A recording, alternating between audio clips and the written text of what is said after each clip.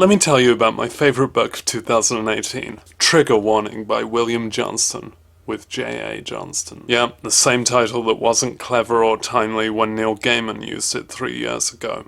Trigger warning.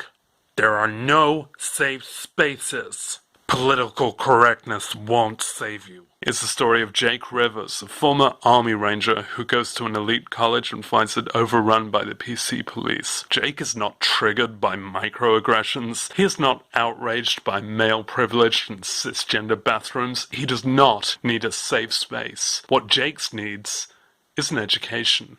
Although there's 2 credited authors, it's made abundantly clear that the main author is William W. Johnstone. It says his name in huge letters on the front cover, and indeed, on the top of every damn page. J.A.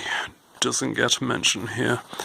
Author photograph on the back page, there's William, and neither of those dogs are J.A. Johnstone. J.A. Johnstone is a woman. There's a list of some of their prior books here, described as being written by William, writing with J.A. The thing is, William W. Johnstone died in 2004. So William's name is all over this and literal hundreds of other novels, and the only acknowledgement of his death is this small print before the story starts. How's he writing these? Is he some kind of ghost writer? J.A. has been entrusted to continue all of William's numerous book series, and also writes new stories inspired by his superb storytelling. This guy, who died in 2004, conceiving a story about current campus culture. Honestly, I'm not sure J.A. is the author either. She had 22 novels this year. Chapter 1. Jake's in his college dorm reading a study guide about how capitalism is the worst economic system and America is the most evil country in the world. He hears a commotion outside and goes to check it out. On his way down the stairs, he overhears some other students saying things like microaggression, privilege, and cis-normative, which is the social justice warrior version of rhubarb, rhubarb, rhubarb. He sees a woman being abused, and his dislike of this is framed as old-fashioned within a PC culture. Because, you know, in a PC culture, we like misogyny. Is that it? The woman is described as petite and blonde, whilst the guy was good-sized. A good-sized man. Something was odd about the shape of his head, and after a second, Jake got it. His hair was long enough that he'd pulled it up into a bun on the top of his head. Jake ran his left hand over his own buzz cut. Though he had had kind of long hair in the past, he had never worn it in a bun, and if he ever grew it back out, he still wouldn't. What a man. So he saves the woman, and she immediately lashes out at him. I'm trying to help you. That's no excuse for perpetuating stereotypes and spreading toxic masculinity. Which is how feminists talk. So he drives the assailant away, and the victim immediately calls him a fascist oppressor. And then Jake heard a sudden rush of footsteps behind him, and it was Antifa yelling fascist, fascist. And they attacked him with bike chains and lead pipes, which special snowflakes carry.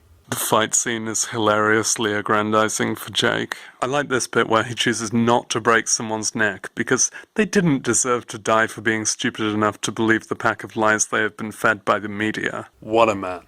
He easily fights off 4 armed assailants with some real kung fu movie moves. And then there is a female attacker who goes down just as easily and yells, "Rape. Rape." I'd like to apologize to women.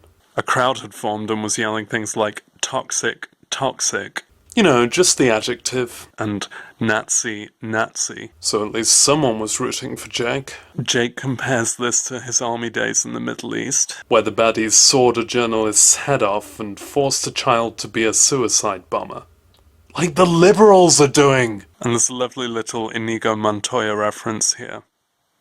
The cops turn up and bro gets tased, but the first taser isn't enough to bring him down and they need a second taser. I like a relatable protagonist. He's then taken in by the world-weary chief of campus police and shown the headline, "Far-right extremist attacks college students." I guess we'll learn later why he's believed to be a far-right extremist. There is no explanation thus far. Chapter 3 is a flashback to when Jake's grandfather told him to go to college whilst shooting things. Pop clearly thinks of Jake as a golden boy. You could shoot like a grown man when you were 12 years old. Drive like a grown man when you were 14. I'd ask some of the mamas of your high school buddies what else you could do like a grown man, but I don't think I want to know. Wait, what? Yeah, that was a child sex joke from Wholesome Grandpop America. I will move on. Flash forward to his first day at Carleton College and was shown some of the courses they offer. They're meant to be parodies, but I would take these courses. You got me, Johnstone. Jake's shown as being disdainful for queer studies in that classic centrist way. Whatever floated anybody's boat was okay with him, but a whole college course devoted to stories about such things? Like, I don't mind you existing, but don't go making me aware of it. The political department offers the very likely course entitled The Toxic American Political Axis, Republicans, Nazis, and Fascists. Jake's faculty advisor is transracial. You know, that thing that lefties uniformly want us to accept. The faculty advisor makes a point of poo-pooing the First Amendment, and especially the Second Amendment. But especially, Bert. They go over sexual consent for some reason, and of course no means no, but apparently also yes means no. Jake points out the flaw, and the professor looks exasperated.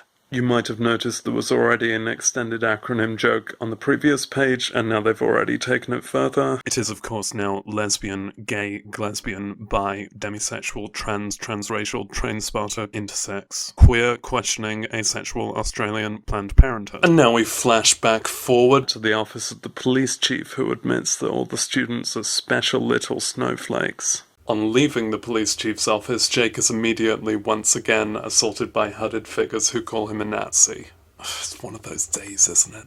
He counters with, the Nazis were socialists. I'm glad this guy's been sent to college.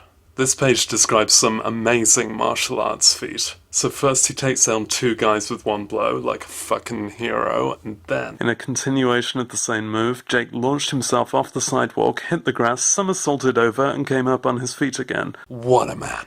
Jake recognizes the combat aptitude of his assailants, and figures it must be through some shady means. There are repeated references to liberal money and spoiled kids. Johnstone clearly thinks it's that way around. Oh, they're still fighting. The guy's head rocked back. Jake stepped in, slipped his right arm under the man's right arm, got his left hand on the elbow, and broke it with a hard, pinching twist. The man said, "Ah." There's a long description of how Jake brings someone to within an inch of death, and they call him a fascist, and he responds with a multi-paragraph rant about who the real Nazis are. They're the people who want racial diversity. One of the mooks in Jake's wake was still slightly conscious and whimpered out, as you do when you're in agony, "Social justice is bull. There's just justice." That's coming from the guy who said, "Buy a damn dictionary" just a few pages ago. And after this chapter-long scuffle where Jake fights off several more assailants, I cannot wait for the scrolling beat-em-up adaptation of this book. A mysterious voice calls out, "I saw what you did back there." And I'll leave you with the mystery of who that could be. Could it be a beautiful, feisty young woman who exists only to fall for our ultimate manly hero? I mean, yes, it definitely will be, but find out next time.